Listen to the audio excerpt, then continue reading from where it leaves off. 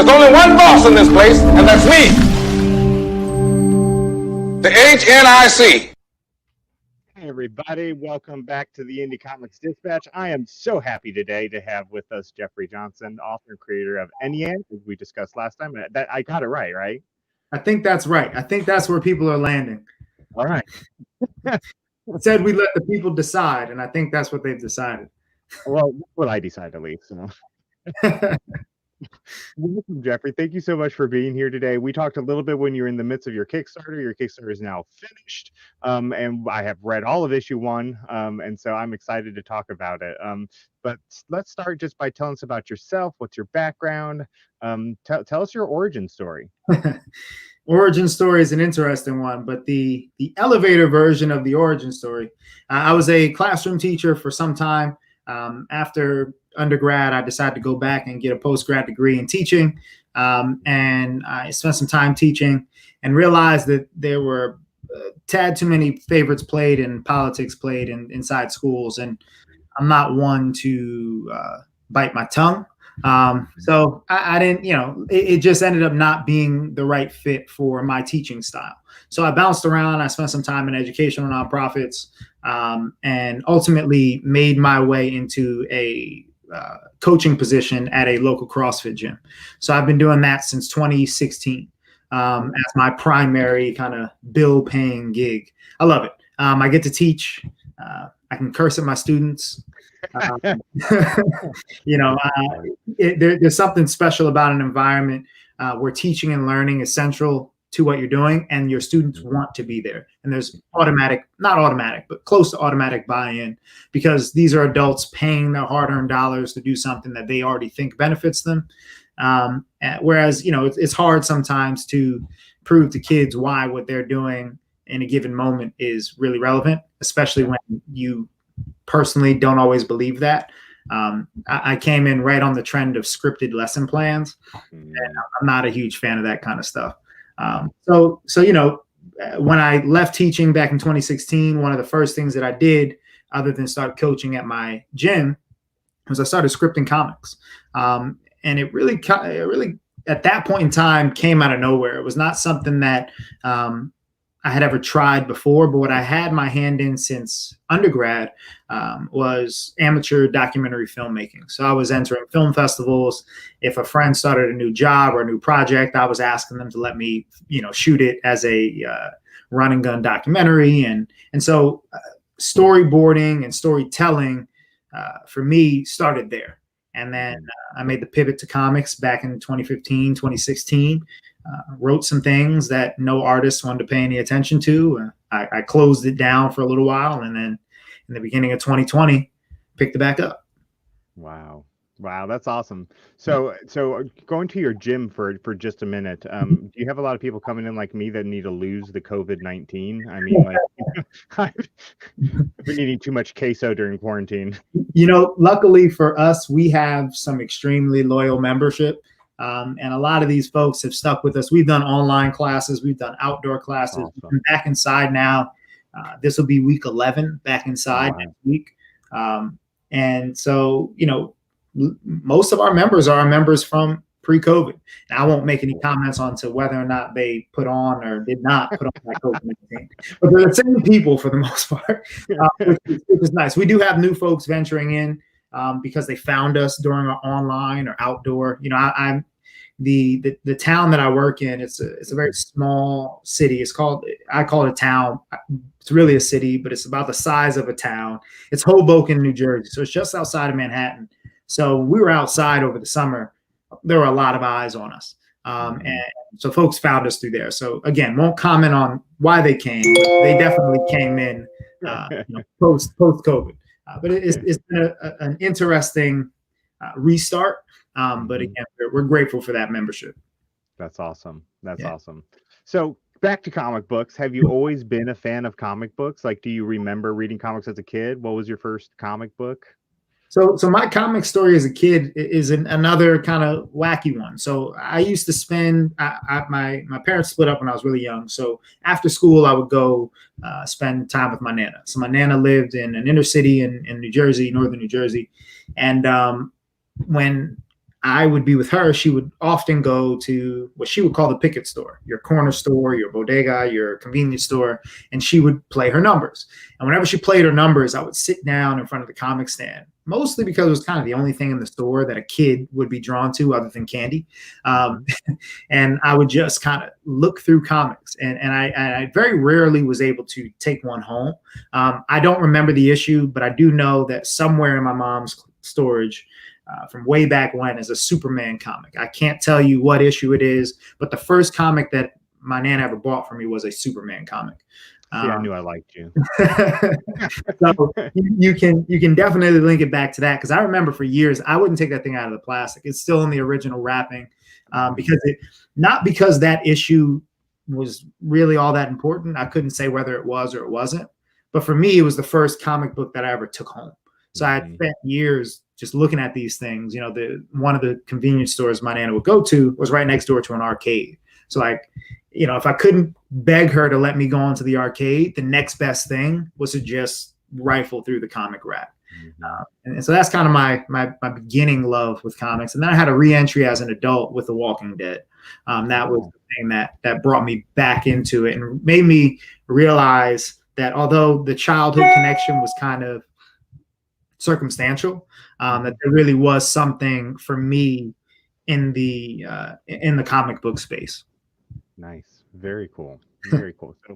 So comic fan, you have this documentary experience, this storyboarding experience. What was it that took you to make that leap to, yes, I am going to write scripts? Because you said you started writing scripts, but what was it that inspiration, what inspired you to ultimately take the leap? You know, so when I left teaching, not necessarily feeling defeated, but definitely fairly down about having to make that decision. You know, I laugh about it now. I'm very passionate about the role that public education should play in a democracy, and that might make sense if you've read issue 1. And so I think that it's vital. And when I left teaching, I left it feeling really deflated. But I also had that documentary experience. I knew that storytelling was powerful. Long story short, I didn't really want to hammer home a particular political agenda. That was never really my task or my goal when I was a classroom teacher. But I did have ideas. I did have values that I wanted to share with the world. And it was weird, but one of the things that I thought I might be able to do was write a comic book. Not weird, I guess. It makes sense because comics often do have these kind of very strong value-based, political-based underpinnings. But it was weird that I thought I could do it. And the first comic book I scripted, the working title was, I think it was just as simple as like gene editing. It was a very bad title. But I had just heard about the CRISPR-Cas9 technology where you can basically copy and paste parts of the DNA, the human genome and DNA and all that, and bring the movie Gattaca to life. And so I played with our current political moment at that time, which was the end of Barack Obama's presidency into the election season of, you know, Hillary and Donald Trump. And so I was kind of playing all those things off of this dystopian future where basically by messing with the human genome, we did some things that we shouldn't have done. And I would say more, but I do still have that script. And now since I write comics, I might go back to it. Sounds good. Sounds good. Man, I can't imagine entering into making comics in 2016 in that climate. It just seems like all of mine probably would have been really depressing. Well, to really, really quickly, at the same time that I was doing that, I also started a blog that was focused directly on politics in that political moment. So I was really looking for outlets. And the one that I realized, you know, I really loved was the comic route. You know, a blog always made sense for the type of person that I was. A comic was kind of, why do you think you can do that? But I actually really fell in love with the process. That's cool. That's really cool. So let's break down Ennead so far. What's happened? What's coming on the horizon? Tell us about your book, man.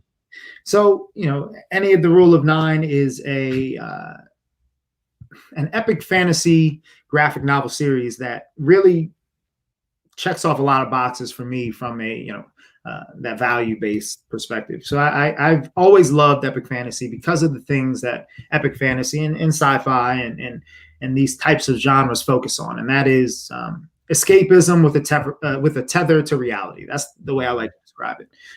Yes, you're in this far-off fantasy world or science fiction-based world in space, but there's always this direct tether to something that given society is dealing with, and it's allowed. A lot of times we shy away from heavy topics. We're told that talking politics and religion is taboo.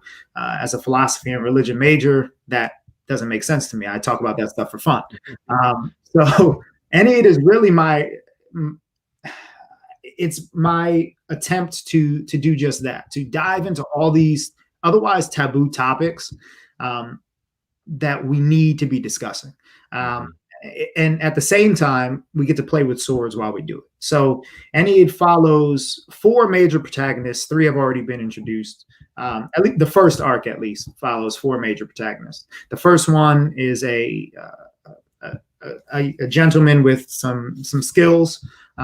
His name is Anatu. He enters a new world for him. He's traveled many places in Amashik. That's the world in which Ennead takes place, but he hasn't been to the Republic Kingdom of Athea. And there are reasons why. There's history there that we'll eventually dive into, but he's never been there.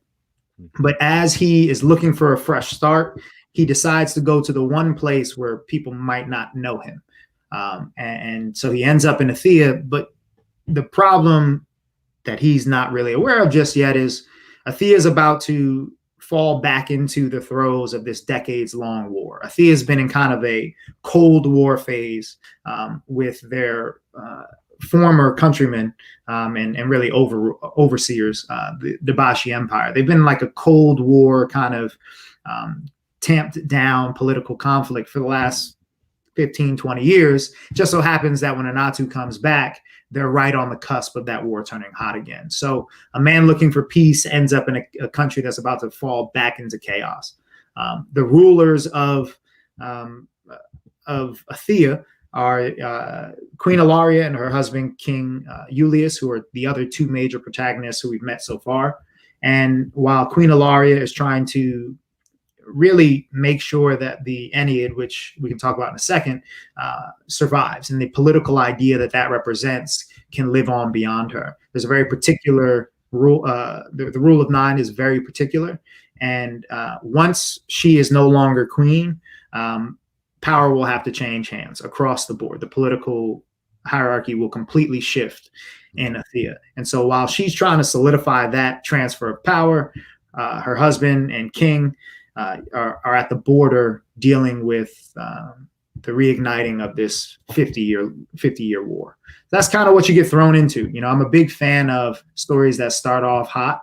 Backstory and lore and world building are really fun. I'm a Game of Thrones, Lord of the Rings, Stormlight Archive fan, so I love really epic scale world building. But I like when, as a reader, you're figuring out along the way. Yeah, so that's what you want. I was going to say that actually, that you can tell as you read the book, issue 1, that you have a whole world built. There's mythology that you can start to see, but you just dive into the story in a really unique, cool way, so that you're, as the reader, you're experiencing it as you read and kind of starting to pick up on it, almost as if you're a traveler in this land. Like you traveled there, you're experiencing the culture as you go along, and I love that. Thank you. Yeah, that's definitely what I wanted to do, because so much of what I love about epic fantasy is just that. It's the stories are often, a mixed bag. If you read enough of anything, if you experience enough of any one cuisine, you listen to enough, of one genre of music, you're going to get good, you're going to get bad. But there's always that through line. And for me, the through line in fantasy is that experiential nature of reading it. And whether or not a book is good or bad will tell you what that experience is like, but that almost has to be a part of it for me. Mm-hmm. And so the world of Amashik, which is the world where this story takes place, is definitely older than the story itself. I love it. I'm going to pop this up real quick. Kelvin Hart, I think he's talking about your journey to making comics here. Kelvin, feel free to correct me if I'm wrong in the comments, but he says, have you ever hit rock bottom on this journey? Your journey to making comics. Oh yeah, I've hit rock bottom a few times, personally, professionally, in this comic journey. I credit that with where I'm at. The first time I hit rock bottom in comics was really early on. So I mentioned that gene editing story, and I had written two other ones. One was a one shot, kind of like a paranormal kind of love story thing, and then another one was like your just standard action, thriller type comic. And I spent probably 6 months just trying to get an artist to script my comic, and just get them to script the page, get them to design characters. And I was going through, I can't think of it now, the name of the app that I was looking for them. It'll come to me. But everyone that I reached out to would tell me, your script's just not there yet. Sorry, I don't have the time, or no, this isn't what we need. We need X, Y, and Z. But I didn't really have anybody to help me on board at that time. I really dove right in. I didn't know what I was doing. And ultimately, I felt like every door was closed. So that was why I put it away. During this year in particular, things have been trending upwards for the most part, but there were some times over the course of COVID, as someone who works as a coach in a gym, my business was certainly not deemed essential. And, because our politics is the way that it is, our government can't seem to figure out, if you tell people they can't work, then you got to give them money to feed themselves. So there was so there were some things this year that, some decisions I had to make as in terms of funding and continuing this project. I wrote the first arc in the beginning of 2020. So I wrote 7 30-page issues from February to, let's say, June. And at that point in time, I knew I needed to find someone to work with to make this thing happen before my money ran out. Because I was at that time paying rent, still paying the bills, still, buying groceries, doing all I could with the little bit of savings that I had left over, primarily from 2019. I worked January, February, and then we closed March 14th. I didn't go back to work until 11 weeks ago. Right. And I was working, doing online classes, but I was making 5 to 10% of my income. Right. So there were some moments there where, I really thought I was going to have to can the project before I could get it off the ground, because I kept starting with artists, putting money into working with a particular artist. And for whatever reason, they would get hired for something else, or the timetable just didn't work. And so there were some times there where I just almost threw my hands. But there's a deep personal connection between me and this story and my journey personally. And so I knew that if I could get the first issue done, that I would be able to continue. So I just didn't quit. Luckily for me, I don't have any crazy spending habits. I was able to crunch and count pennies, and got some help along the way, and made it to the Kickstarter. And that was the goal, to make it to the Kickstarter. And then I had a tremendous show of support there. So I was overwhelmed, but definitely rock bottom a few times. But in my opinion, and this is both from a comic perspective and my role as a coach, if you think you're at rock bottom, you're in a good place. Because that means that you're paying attention, you're reflecting, you recognize you want something to change. All you have to do is hold on until someone reaches out a hand to help, or until you figure out how to get back up on your own. That's it. When you hit that rock bottom, you're close.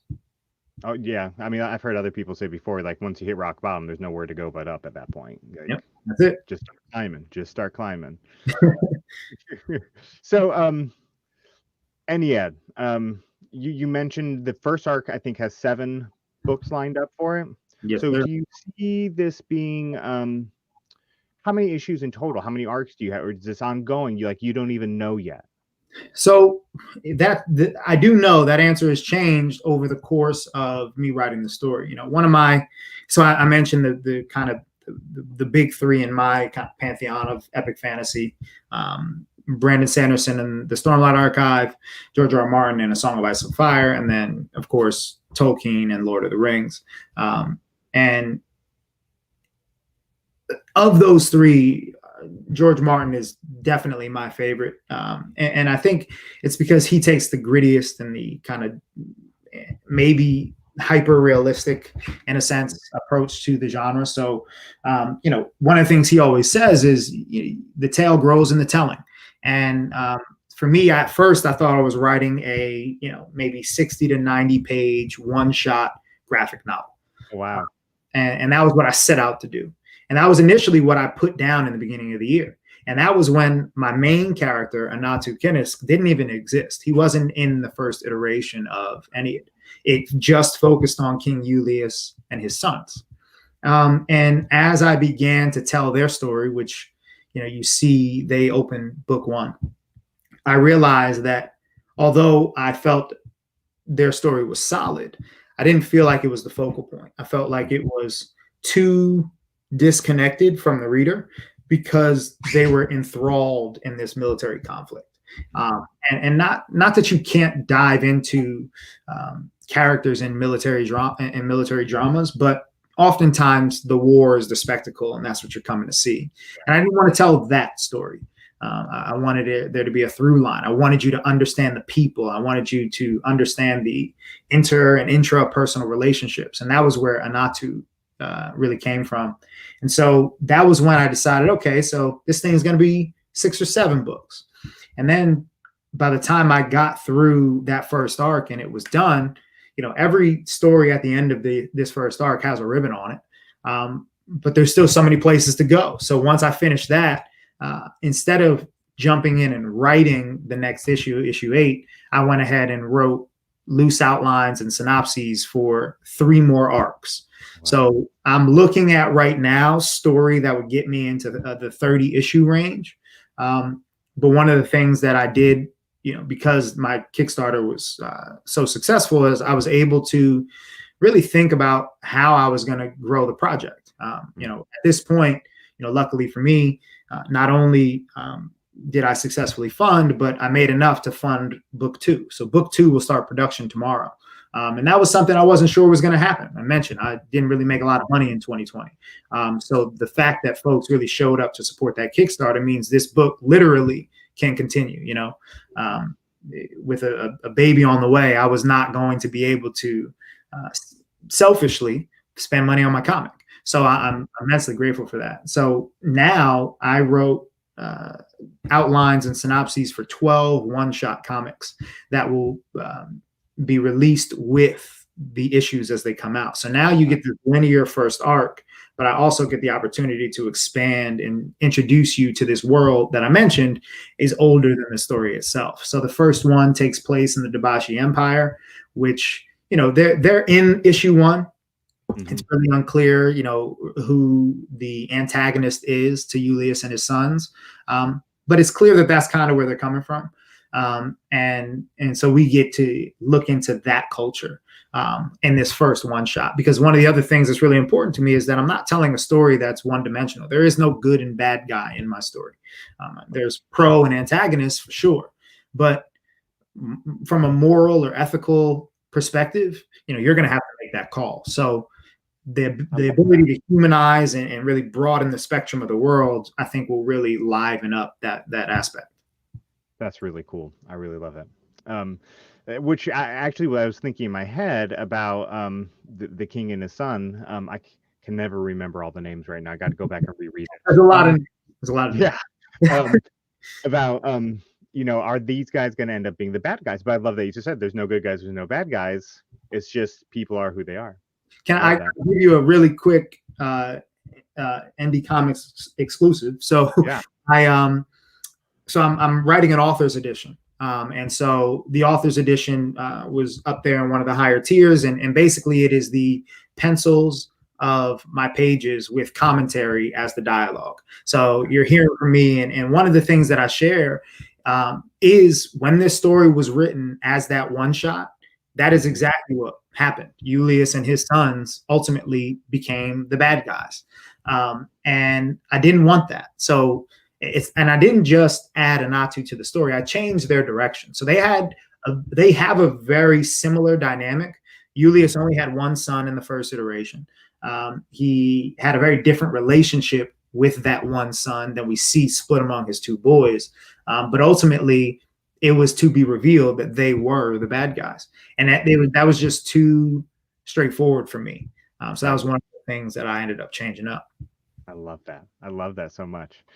You talking about adding one shots to the stories reminds me of another book I recently read, The Lord of the Cosmos.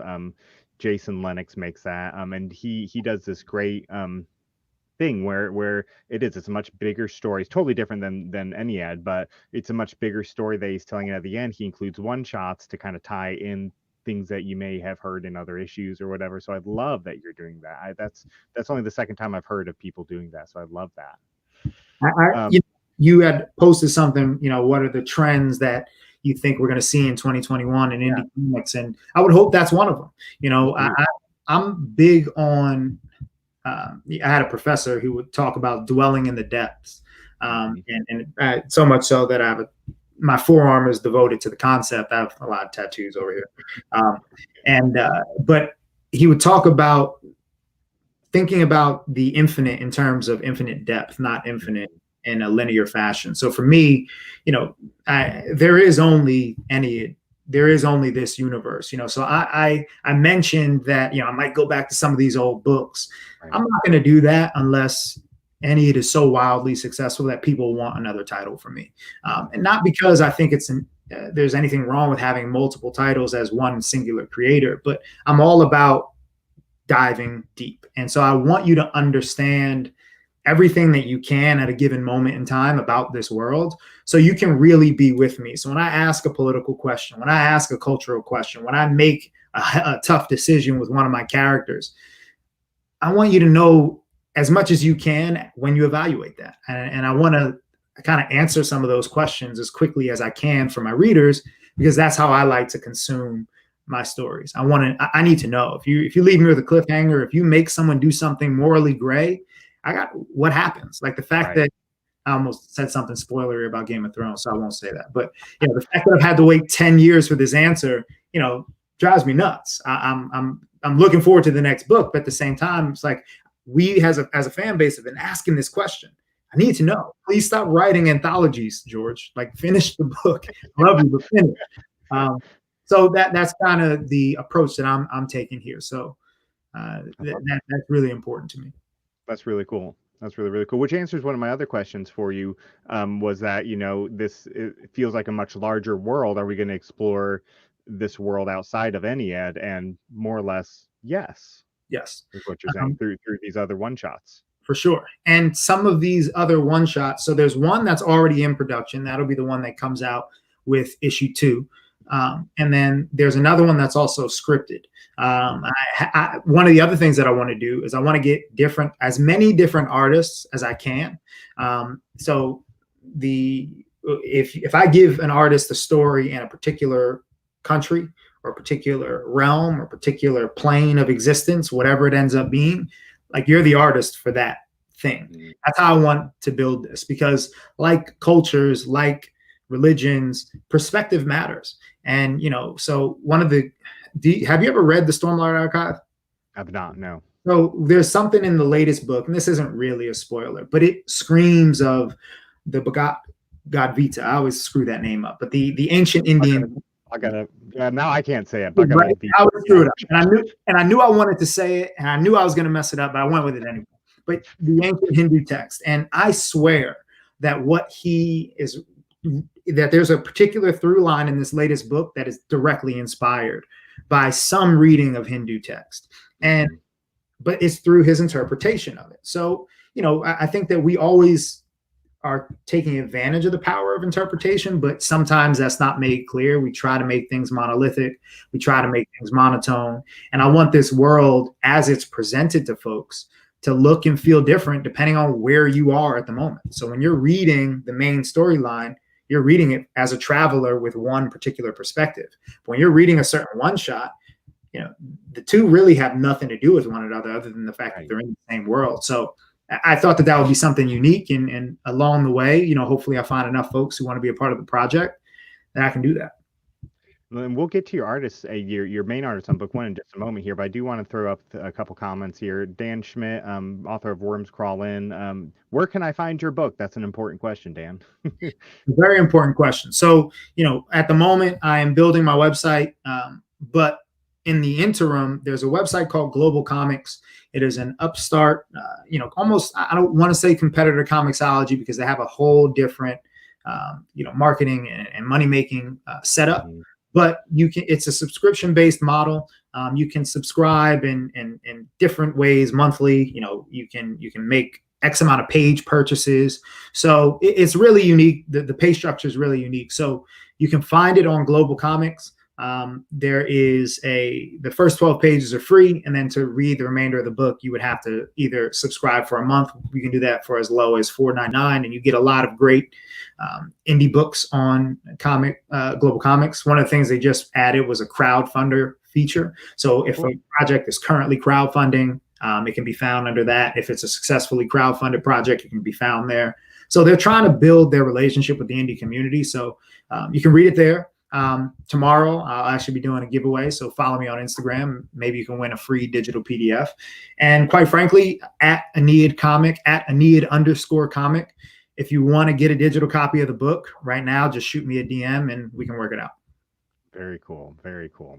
So let's talk a moment about your artist, because the art is phenomenal and it definitely adds to everything. All the, a book can be really good, really well written, and you never get to see it because the art just isn't there. On the converse, a book can be very poorly written and the art helps lift it up a little higher. But you and your artists have just a great team up for this first book. So tell us about your artist. Will he be continuing on the series, or where do you see that going? So Luke Horsman, he is an artist that I probably found first. But he's been in comics and graphic design for almost 20 years. And so when I found him, I had the stage fright of my first journey into comics, and I never asked him if he wanted to work on the book. I found two really good artists before I went back and finally had the courage to speak to Luke. But to give you a little insight into his personality, I sent him like this 3-paragraph, really just please work with me type letter. And he was like, yeah, sure. I'll get in on the project. Here are my rates. Send me the script. Let me know when you want to start. I was like, oh, well, all right, cool. If it was that easy, maybe I should have jumped in. And so the plan right now is, yes, for Luke to take this main storyline as far as people want it to go. Obviously, maybe not obviously, but as a creator, you want to bring your creation to life. So without a doubt, Arc 1 will be done, even if I have to pay for it and it takes 15 years. Like, I want to see these characters go where they are meant to go, right? It's out there in the world. One of the things I say to my clients, really random, if I want them to do a certain workout or a certain weight that I know they're going to be scared about, I write it on the board and I say, well, I wrote it, so you have to do it. I could just erase it, but that's one of the things. If it's out there in the universe, it's got to get done. So Luke will finish Arc 1 and hopefully 2, 3, 4, and however many we get. I'm a big believer in dreaming big. One of the things that my parents, my mom in particular, instilled in me is that, you should never let anyone dream for you. They'll never dream big enough. So in my mind, we're going to get all 32 of these issues that I've thought up. And then by then, someone's going to want to pick up the one shot and turn that into a full series. And so I'm going to take it as far as I can. And hopefully Luke will be here the entire way. Very cool. Very cool. So you mentioned a moment ago, issue 2 starts production tomorrow. Mm-hmm. So are you still going to kickstart issue 2 then to be able to fund production of issue 3? And if so, when do you see that happening? Yes, sir. That's the plan. So I got some really good advice from a creator. His name is Stephen Johnson, and I met him really early on in this process. He was actually kind enough to include his Ultimate Edition as one of the rewards for my first Kickstarter. First 2 issues of his ongoing series, The Prince of Arcadia, Everborn Prince of Arcadia. So if you signed up and backed the Kickstarter, you have a digital copy. I would highly recommend reading those. If you like Ennead, the only reason that there's an Ennead is because I saw Everborn and realized that people like me could create really cool epic fantasy stories. So go check that out.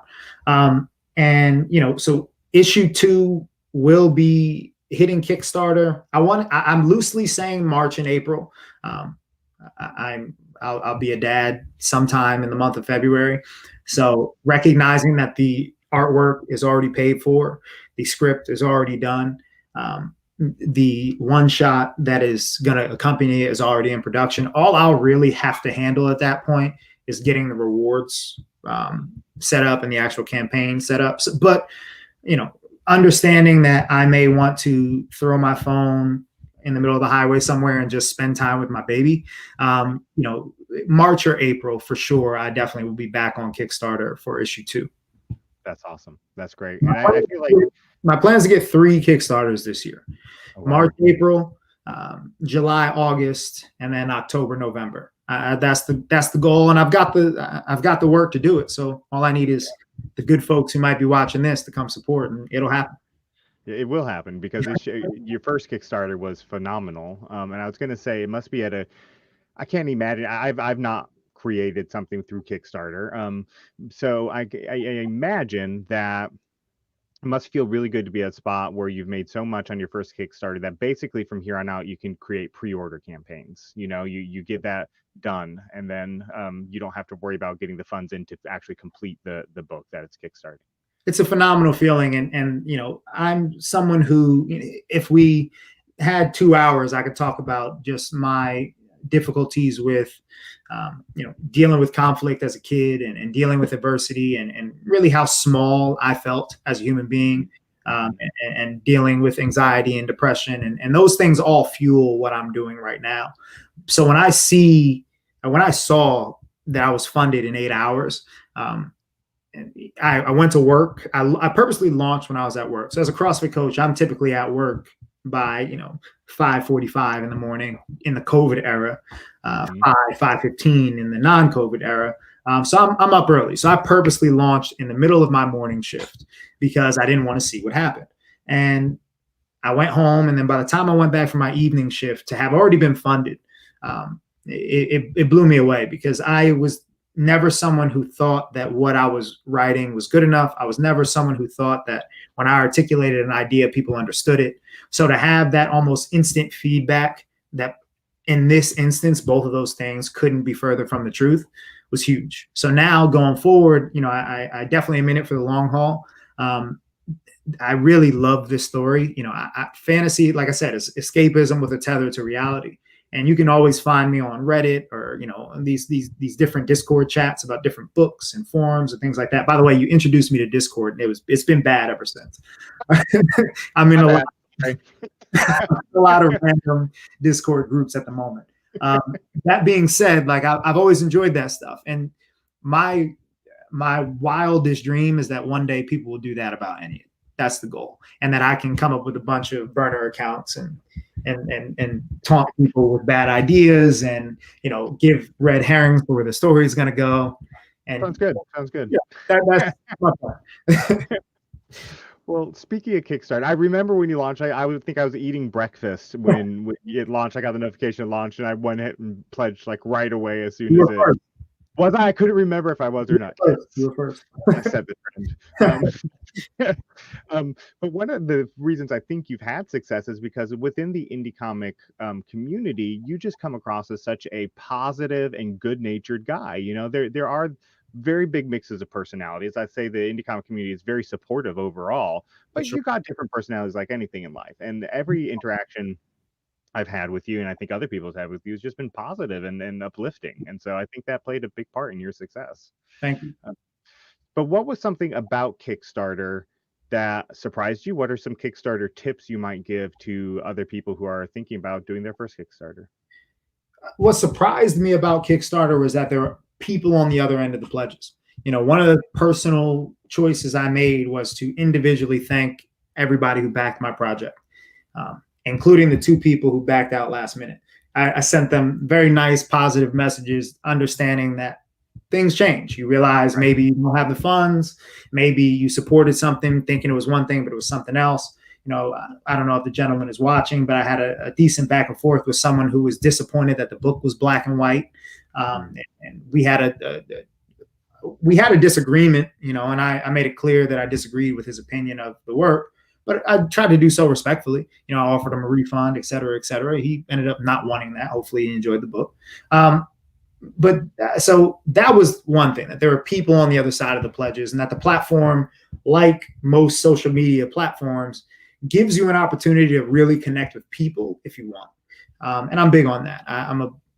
I am an introvert by nature, but that's not because I don't like communicating with people. I can't do small talk. I can't do fake communication. I can't do that. But if you want to dive in and geek out about indie comics or fantasy, or you want to talk, about what your goals are in life and how you think you're falling short, I'll talk to you forever.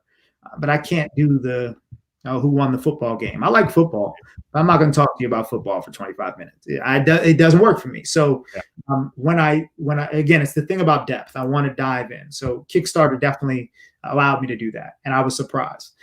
On the tips and tricks side, one of the best pieces of advice I got was from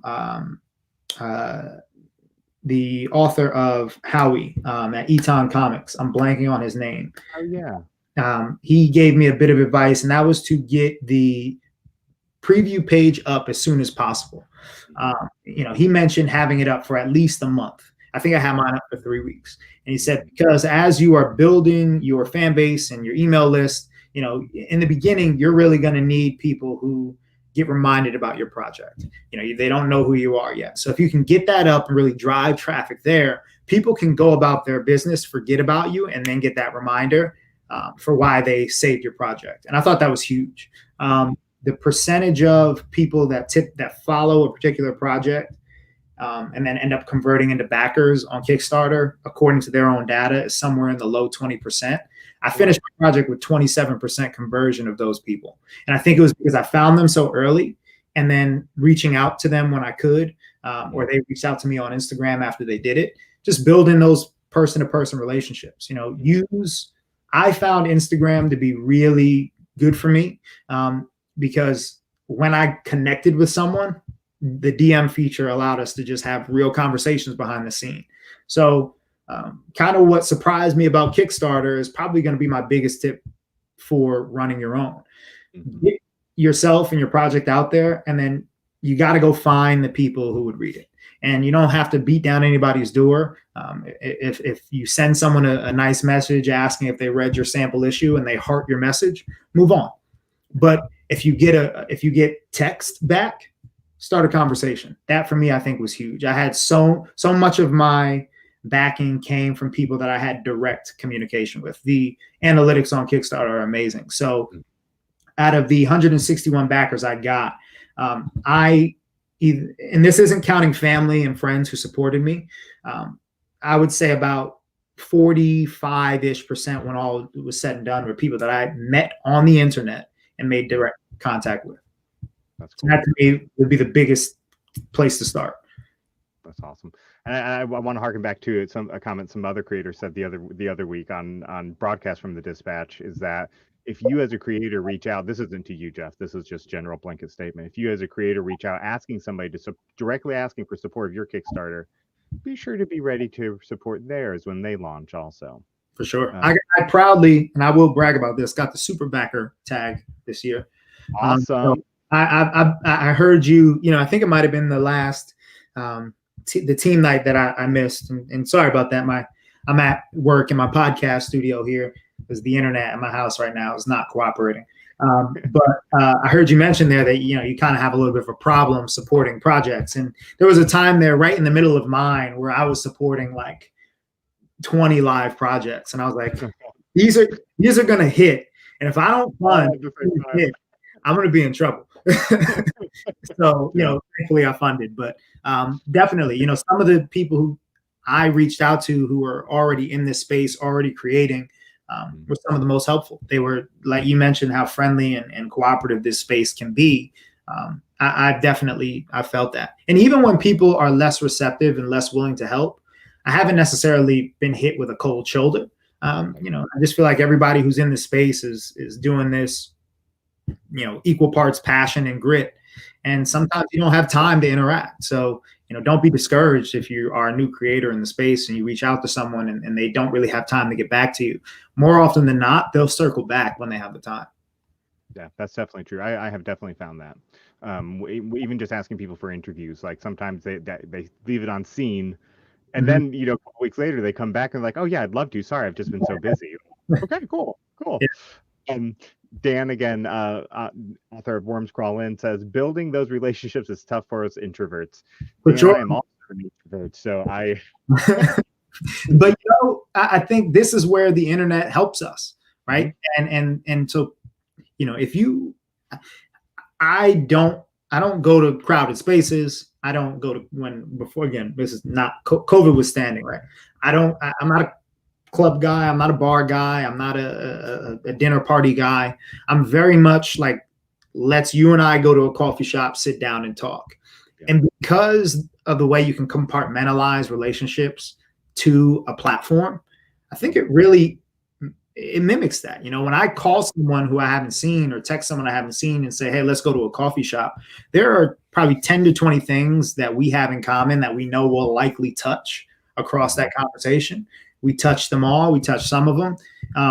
But then we know where we'll pick back up. We're going to be in this box because that's where our relationship lives, and I think the internet allows you to do that. You can go right back and if you forgot what you said to someone, just scroll up and see what you said to them and check back in. So definitely, I don't have a lot of, again, outside of COVID, I don't have a lot of dinner parties. I don't go out much. I don't invite people to my house all that often, but I do, when I find a human that I can connect with, really enjoy that connection. I agree. So speaking of connection, then, what other indie titles are you following right now? What other indie creators would you want other people out there to follow? So I've got a little. I've actually got a little folder here on my desktop for all the indie comics that I've picked up over the last few weeks and months in particular. One that just funded that hasn't been distributed yet that I'm looking forward to is Decimation Earth. That's a big one that I'm really excited to get into. I know you interviewed me last week, and he and I we've exchanged a couple of back and forth. We both were live on Kickstarter at the same time for a couple of weeks there, and anyone who's run one of those, they're a lot busier than you think they are if you haven't run one. Which reminds me of the folks over at Concrete who were super helpful, just behind the scenes, giving me advice and being willing to talk about the process. The world that they're building, I think, is really cool. So there's a few folks who are, I think, in the space that have released books on Kickstarter, but they don't really have anything that you can read. So I'm blanking on the gentleman's name, but Burn Residue is the book that he just funded. Jason Thompson. And he and I have had a lot of communication behind the scenes. The whole like talking to someone who has a handle that's not their real name thing really throws me off. It's like Space Station Zed or something. So like I know his name's not Zed or Ted, whatever. But the point is he released he successfully funded, and his plan is to actually kind of do like a serialized, like show up in your mailbox, show up in your inbox type release. So I'm looking forward to see how that drops. I caught up on Okemos after that last campaign. And then there's a bunch like Milky. I have that in this folder here that I haven't gotten to that. I picked up a couple of fantasy genre books over the last few weeks. So I'm all over the place. Those are the few that come to top of mind because I've either finished them recently or I'm anticipating them heavily. But this folder is kind of full. That's mine too, man. I feel you. So let's go back to just a second. New people out there, sitting out there watching you. You've done it. You've successfully funded. Issue 2 starts production tomorrow. And what advice would you give that person who was in your seat maybe a year ago and thinking, I want to do this, I don't know how? So I think it really depends on what skills you bring to the table. I think if you are an artist, author, letterer, like you can do it all. Respectfully, I think you can find someone better than me to give you advice, because that's a whole. TJ Sterling is someone who's in that camp, right? He's not only got the kind of the credentials from the art side. He's also writing his story. So that would be someone whose brain you would try to pick if you were doing it all. But as someone who's coming to the table, really is just someone who has a story to tell. You really have nothing else to offer your comic team, which is how I feel sometimes. My team, by the way, is just Luke and I at the moment. And I think really knowing your story before you present it, and I don't mean knowing the ending. I don't mean having the ending written, although having a direction and how you're going to get somewhere that would look like the end, I think is really important. But knowing your story, knowing your why to your story, because as someone who can only write a script and then hand it to other people, there's a whole lot of split-second decisions you have to make when proofing a page that if you aren't sure about, can really come back to bite you. For example, I don't know which I think after I released the digital PDF, I think there's been like 5 volumes that I've gone in behind the scenes and changed, or 5 versions rather, of the story, because I'm finding these little things like, man, I thought I had that. Man, I thought I had that. Version, I think 6 will be put in tomorrow. And I'm literally changing, like there's a period that I missed. Shout out to you if you know where it is. It's an unconventional period in the story, but I missed it. It's like I'm changing that. But one of the things that I changed along the way was I had to change the name of someone. So Luke and I, we were getting to kind of the end of the issue 1. And it was that big action sequence. And so there's a lot going on in these panels. Yeah. And at the pencil stage, sometimes I can tell, okay, so that's Udonis, that's Micah, that's Anatu, because he's drawn them so much.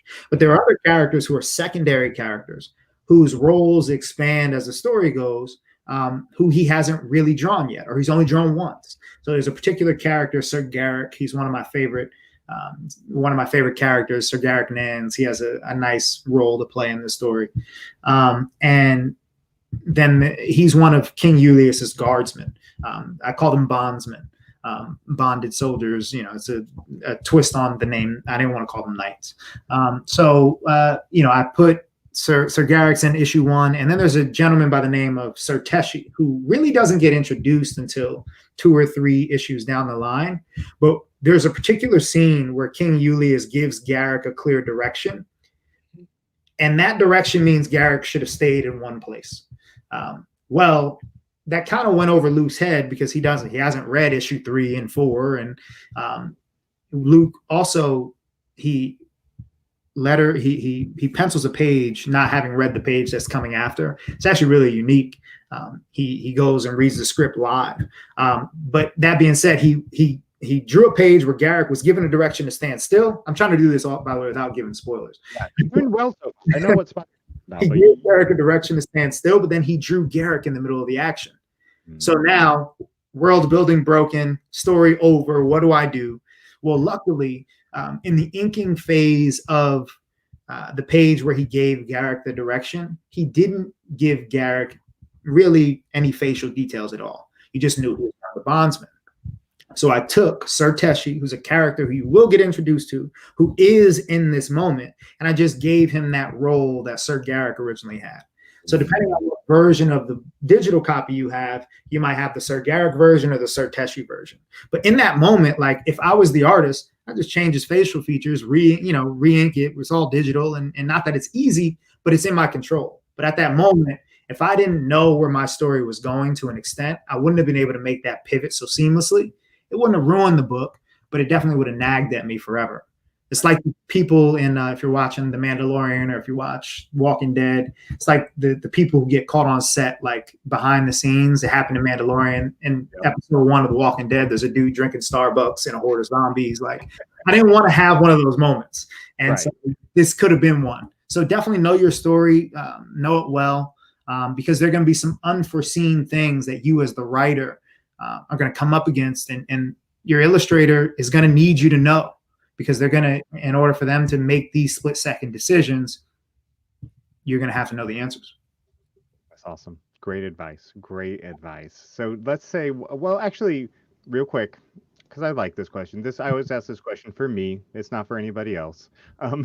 What if you could do a crossover, and you have a really unique world, so maybe picking a crossover is really hard for you. But if you could do a crossover between Ennead and any other indie comic title, what would it be? So, and it is right. There's all these the crossover talk. By the way, Nightfall is a book that's in that folder that I read. It's actually really good. Really good. And I'm excited about where it's going. That's another one of those things that we were running a Kickstarter at the same time. A little bit of communication back and forth. So I like the crossover idea. It is very tough for me to see any of my characters in any of these kind of superhero worlds, with one exception. But I can't really answer it because that one exception is this character has not been introduced to you yet.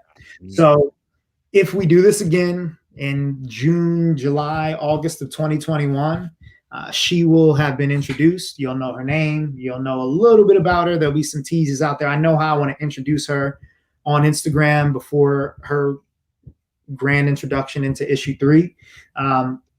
She's someone. And I could see her, her and Tola Shah would have some nice interactions. That's just Okay. that would be she I think would fit in that kind of grandiose existence better than any of my other characters would. Another creator out there that's really doing big things in world building, CNS Comics. Yeah, Talasha of the Stars. They both of these characters have seen a lot and have the potential to see a lot. And so that when she's introduced, I think that'll become a little, if you've read any of those stories, I think that'll come through and you'll know what I'm talking about for folks out there. All right. Sounds good. Can't wait to see her. Jeff, tell everybody once again where they can get your stuff, how they can support you, and how they can get notified when you launch that next Kickstarter. I'm very active on Instagram at Ennead_comic. I post 7 days a week.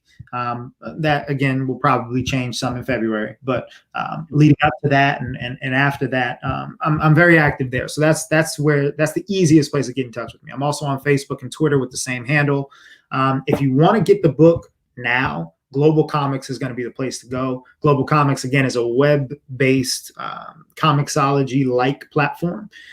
So you can go on Global Comics. You can read the first 12 pages for free. You can get there through the link in my Instagram. My website should be complete between now and let's say the middle of January. That'll be another place where you'll be able to pick up some copies of the book.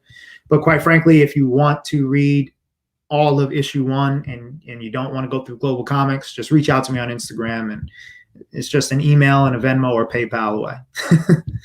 Sounds good. Jeff, thank you so much for taking the time to be here today. I really appreciate it. For those that don't know, Jeff's also a member of the Indie Comics Dispatch team, writes a few reviews for us in between creating this vast world and baby. So we appreciate everything you do. And